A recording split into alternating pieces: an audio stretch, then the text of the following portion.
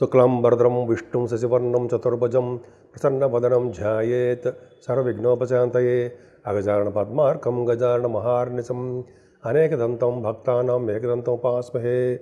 ఓం గం గణపతయే నమః. ఓం శ్రీమాత్రే నమః. ఓం శ్రీ గురుభ్యో నమః. నేను మీ వాడరేవు ఆదినారాయణరావు శర్మ.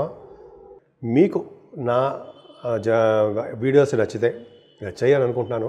నచ్చితే లైక్ చేయండి, అలాగే షేర్ చేయండి, వీలుంటే సబ్స్క్రైబ్ కూడా చేయండి.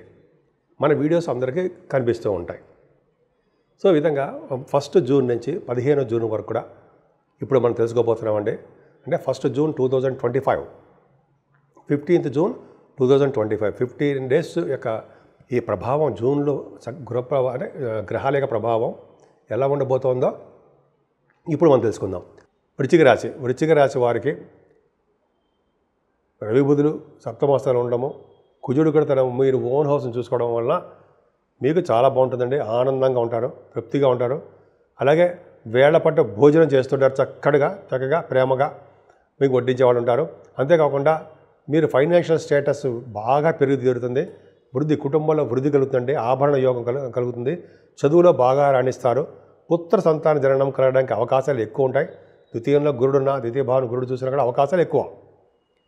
అంతేకాకుండా గాయకులకి, పాటలు పాడే వాళ్ళకి, యాంకరింగ్ వృత్తిలో ఉన్న వాళ్ళకి సంపదలు పెరిగి తీరుతాయి. అంతేకాకుండా రాహు చతుర్థ భావంలో అర్ధాష్టమ రాహు అంటే అమ్మ బాబోయ్ అని భయపడాల్సిన అవసరమే లేదండి. ఎందుకంటే అర్ధాష్టమ రాహు అంటే చతుర్థ భావంలో రాహు ఉన్న భూములు వదిలిపెట్టి, అంటే ఉన్న ఊరిని వదిలిపెట్టి విదేశాలకు వెళ్ళడానికి అవకాశం ఉంది. అంటే ఫారిన్ కంట్రీస్ ఇస్తాడండి ఆయన రాహు. కొద్దిగా చిన్నపాటి కష్టాలతో కూడుకున్న ఫారిన్ కంట్రీస్, ఆభరణ యోగము, అలాగే వస్తు యోగము ఉంటాయి. కానీ అదృష్టవంతులు మాత్రం చేయలేడు. ఇది నా సొంత కవిత్వం మాత్రం కాదు. రాహు చతుర్థ భావంలో ఉండే ఫలితాలే చెప్తానండి మీకు. అంతేకాకుండా శని ప్రభావంలో కూడా టెన్షన్స్ పడుతూ ఉంటారు ఎక్కువగా. ముఖ్యంగా మీ ఆడపిల్లల విషయంలో టెన్షన్స్ పడుతూ ఉంటారండి. వాళ్ళ యొక్క గ్రోత్, వాళ్ళ యొక్క ప్రభావము మీరు జాగ్రత్తగా చూసుకుంటూ వాళ్ళని జాగ్రత్తగా పెంచండి. ఒక పద్ధతిగా ఉంటే వాళ్ళకి అద్భుతమైన ఫలితాలు ఉంటాయి. అదైనా మీరు చూడకపోయినా వాళ్ళు బ్రహ్మాండంగా ఉన్నారు. ఆడపిల్లలు సూపర్గా చక్కగా చదువుకుంటారు, అద్భుతంగా రాణిస్తారు. అంతేకాదండి, సప్తమ స్థానంలో రవి బుధులు అని ఉన్నారు. రవి బుధుల వలన వివాహ వేడుకలు బాగా జరుగుతాయి. ముఖ్యంగా ఫైనాన్స్ సంబంధించిన వాటిల్లో డాక్టర్స్ గాను ఉన్నతంగా రాణించడానికి అవకాశం ఉన్నాయండి. బాగా తెలివితేటలు ఎక్కువ ఉంటాయి. అంతేకాకుండా రవి బుధుల వలన వ్యాపారాభివృద్ధి కలుగుతుంది. సో పెళ్లి సంబంధాలు బాగా కుదరడానికి అవకాశాలు ఎక్కువ. అష్టమ స్థానంలో బుధుడు 6వ తారీఖు నుంచి ఉన్నాడండి. గురుడితో కలిసి ఉన్నాడు. అంటే సంపదలు పెరుగుతాయండి. అంటే విదేశాల నుంచి సంపదలు, గవర్నమెంట్ ప్రొఫెషన్ ద్వారా ధనయోగము, అదృష్టము మీకు బాగా ఉన్నాయి. అంతేకాకుండా కోర్టు రిలేటెడ్ అంటే లా సంబంధించిన విషయాల్లో మీకు ఫేవరబుల్గా ఉండేటి అవకాశాలు కొంతమందికి ఉంటారు. వాడికి అవకాశాలు ఉన్నాయి, ఫేవరబుల్గా ఉంటారు. అలాగే తలవంతలుగా వచ్చే ధనయోగం ప్రాప్తి ఎక్కువ. అంటే 9వ భాగ్యస్థానం కూడా అండి, మీకు భాగ్యస్థానాధిపతి కూడా బాగున్నాడు కాబట్టి నిరంతరము ప్రయాణాలు చేయడానికి అవకాశం ఉంటుంది. బహుశా విదేశీ పర్యటన కూడా అవ్వచ్చు. అంతేకాదండి, మీరు తీర్థయాత్రలు కానీ, పుణ్యక్షేత్ర దర్శనాలు కానీ, ఇలాగా అమ్మవారి యొక్క దర్శనాలు చేసుకోవడానికి ఎక్కువ అవకాశం ఉంది.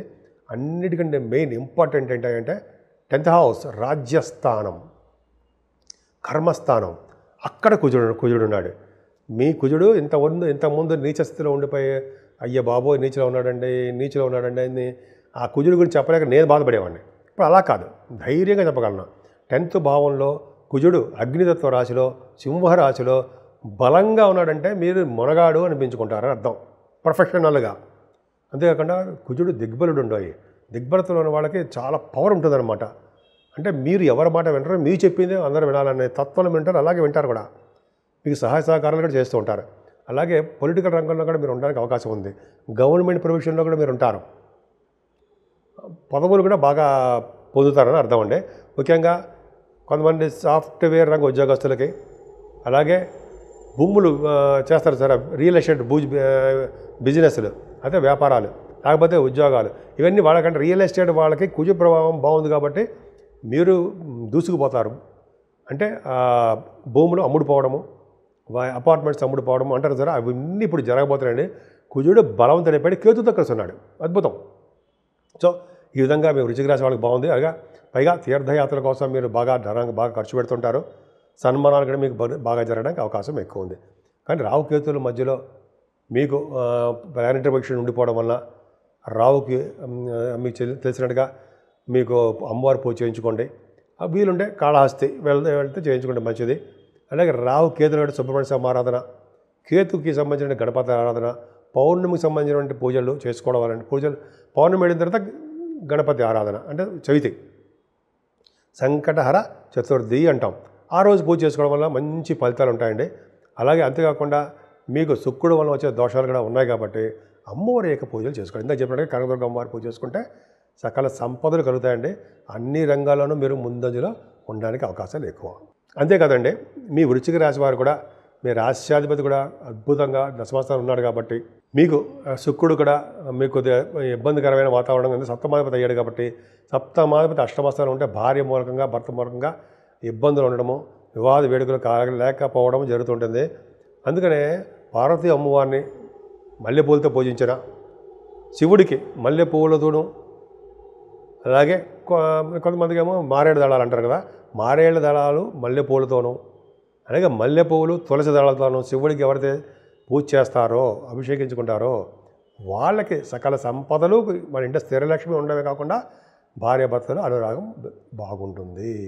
నేను మీ వాటరేవు ఆదినారాయణరావు శర్మ, సిఎంఏ అంటే కాస్ట్ అండ్ మేనేజ్మెంట్ అకౌంటెంట్ అండి. సిఏ ఎలాగంటారో సిఎంఏ కూడా అంటారు. అలాగే ఎంఏ ఆస్ట్రాలజీ మీకు తెలిసే ఉంటుంది. జనరల్గా మీ జాతకాలు తెలుసుకోవాలనుకుంటే date of birth, time of birth, place of birth అన్నట్టుగా అన్నీ ఉంటాయండి. చేసుకుంటే అన్నీ ఉంటాయి. మీరు ఉంటే నాకు పంపించండి. మీకు ఏమైనా ప్రాబ్లమ్స్ ఉన్నా, వివాహాలు కాకపోయినా, అయితే ముహూర్తాలు పెట్టాలనుకున్నా, అయితే మ్యాచ్ మేచింగ్ అంటే వధూవరుల యొక్క జాతకాల పరిశీలన కావాలన్నా తప్పకుండా నేనే చెప్తానండి. ఇప్పుడు 12 రాశుల వారికి చెప్పుకోదగ్గ సూచనలు, ఆచరించవలసిన విధి విధానాలు, అలాగే పరిహారాలు, రెమెడీస్ ఇవన్నీ అంటాం కదండి. మనం ఒక ముక్కలో చెప్పాలంటే రెమెడీస్ ఇలా పరిపరి భాషలో చెప్పుకుంటున్నాం, పరిపరి విధాలుగా చెప్పుకుంటాం. ఏం లేదండి, మేషరాశి నుంచి మీనరాశి వారు కూడా అన్ని గ్రహాలు కూడా దిగ్బంధంలో ఉండిపోయాయి. అంటే రాహు కేతుల మధ్యలో సవ్యకాల సర్పదోషంలో ఉండిపోయాయి ప్లానెట్స్ అన్నీ కూడా. సో ఇలా ఉంటే ఏంటి అంటే, ఇలా ఉంటేనంటే మరి ఎంత కష్టపడ్డా అక్కడ మనం ముందుకు వెళ్ళలేకపోతూ ఉంటాం. మనకి గుర్తింపు కానీ గౌరవం కానీ దక్కదు. కొంతమందికి అయితే అనారోగ్య సమస్యలు వచ్చేసి హాస్పిటలైజేషన్ అయిపోతూ ఉంటారు.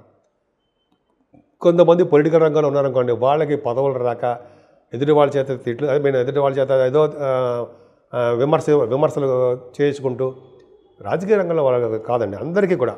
ఎందుకంటే మనకి టైం బాగున్నప్పుడు అలాగ ఉంటుంది అంటాం కదా. సో ఇవన్నీ చిన్న చిన్న ప్రాబ్లమ్స్ ఉన్నాయండి.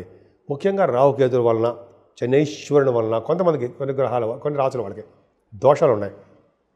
ముఖ్యంగా రాహుకేతులకి మన ఇంటి దగ్గరే, మన ఇంట్లోనే అమ్మవారికి పూజలు చేసుకోవడము, కుంకుమ పూజ కానీ ఏదైనా, లేకపోతే రాహుకాల సర్పదోషంలో మంగళవారం మీరు గుడికి వెళ్ళడము, లేకపోతే గుడికి సంబంధించిన పూజలు వెళ్ళి అక్కడ డబ్బులు ఇచ్చేస్తే వాళ్ళు కడితే వాళ్ళు చేస్తారు, అది చేయించుకోవడము. అంటే రాహుకాల మంగళవారం అంటారు కదా, మంగళవారం కూడా రాహుకాలంలో పూజలు, అమ్మవారి పూజలు అదొకటి.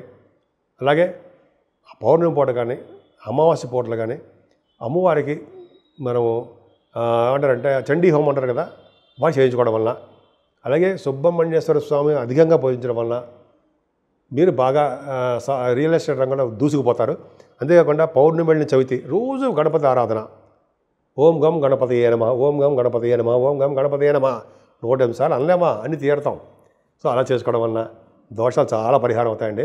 వెంకటేశ్వర స్వామి దగ్గర దీపారాధన, శివాభిషేకాలు, శనీశ్వరుడికి అభిషేకాలు, నూనెతోటి తైలాభిషేకాలు చేసుకోవడం వలన శని వలన వచ్చే దోషాలు కూడా, శనీశ్వరుడు వలన వచ్చే దోషాలు కూడా చాలా మటుకు పరిహారం అవుతాయి. సో ఈ విధంగా మీ అన్ని రాసుల వాళ్ళకి నేను చెప్పదగ్గ సూచన ఇవ్వనండి. మీకు ఏమాత్రం వీలుంటే ఆ పూజలే చేసుకోండి. విపరీతంగా డబ్బులు అప్పు చేసేసో అది వేరే వాళ్ళ దగ్గర తెచ్చేసుకోనో మనం బ్రహ్మాండంగా చేసుకుందాం అని మాత్రం అనుకోకండి. స్వామివారికి మనస్ఫూర్తిగా ఎవరు పూజ చేస్తారో వాళ్ళకే మంచి ఫలితాలు దక్కుతాయని శాస్త్రం కూడా చెప్తాను. సో ఈ విధంగా మీ రాశులలో అందరికీ బాగుండాలని, విధి విధానాలతో మీరు వృద్ధిలోకి రావాలని నేను మనస్ఫూర్తిగా కోరుకుంటున్నాను.